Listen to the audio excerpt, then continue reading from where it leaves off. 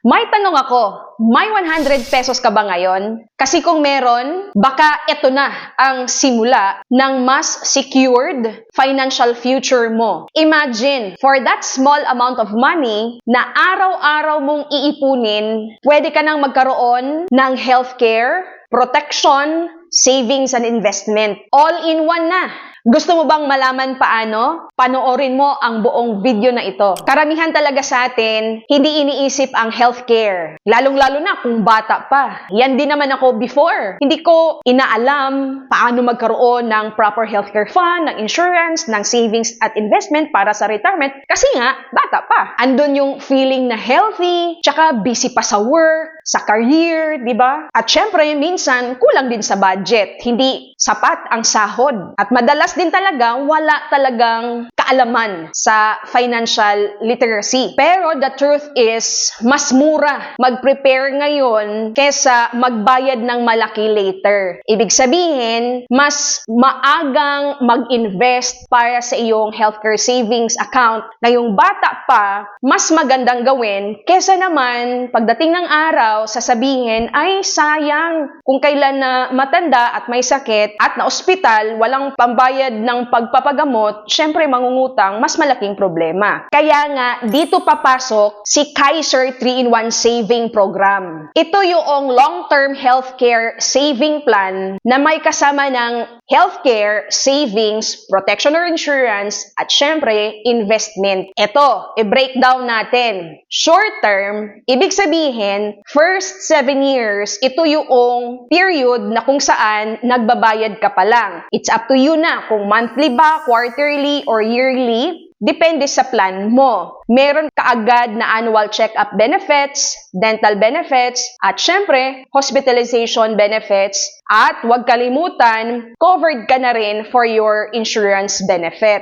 Take note, kapag ikaw pala, kukunin mo yung yearly or semi-annual, meron kang discount. Pagka yearly, ang mode of payment mo, makaka-discount ka ng 2 buwan. Sa next 13 years, hindi ka na magbabayad. Pero, tuloy-tuloy na lumalaki ang fund mo kasi nga, naka-invest yan. So, ibig sabihin, mag-earn na siya ng interest. Take note, sa 8th year, 20th year, di ba 13 years yan, meron ka pa rin dyang coverage for your insurance benefit. So, knock on wood, may nangyaring masama, may matatanggap ang iyong pamilya. At syempre, kapag ikaw naman ay nagkasakit, meron kang magagamit for your hospitalization dahil nga ito ay isang healthcare fund. Pagdating ng maturity, which is on the 20th year, meron kang healthcare fund, meron kang savings, meron kang investment na pwede mong gamitin for emergencies, para sa iyong retirement, or pwede mo ring ipamana. Ito, example lang. If mag-start ka at age 25, by age 60, pwede kang may milyon na value sa plan mo. At tax-free pa yan. Halimbawa, dito sa ating example, na K100, na kung saan ang daily savings mo dito is nasa 98 pesos or 100 pesos araw-araw. So, more or less, meron kang 1.1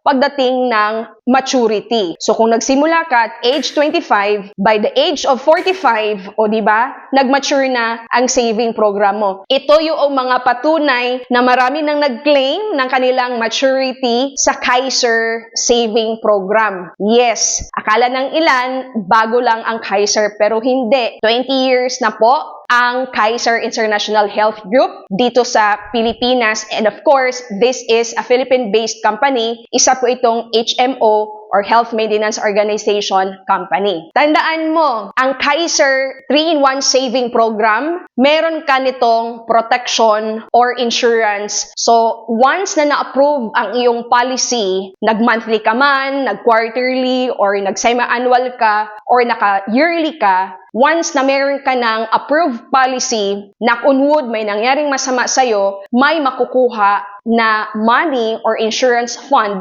ang pamilya mo at yung healthcare fund matatransfer doon sa iyong beneficiary. At syempre, hihintayin nila yung maturity para naman makuha yung savings or maturity value. Meron pang ibang tanong na kung saan pwede bang kumuha ng Kaiser ang mga taong may sakit na, Well, unang-una, kailangan kapag tayo po ay kukuha ng healthcare fund, dapat wala pang sakit at bata pa. Ang age limit ng Kaiser 3-in-1 Saving Program ay hanggang 60 years old. Kaya kung ikaw ngayon talagang pwede pang kumuha, it's your privilege para magkaroon nitong tinatawag nating Kaiser 3-in-1 Saving Program. Now, ang tanong, sulit nga ba talaga magkaroon ng Kaiser 3-in-1 Saving Program? Yes, kasi habang maaga kang nagsimula, mas mura pa ang plan. Hindi mo na kailangang hintayin na may sakit ka bago ka magkuha ng healthcare. Tandaan, prevention is always better than cure. At kung nais mong simulan ito, actually, pwede mo naman talagang simulan kahit nasaan ka.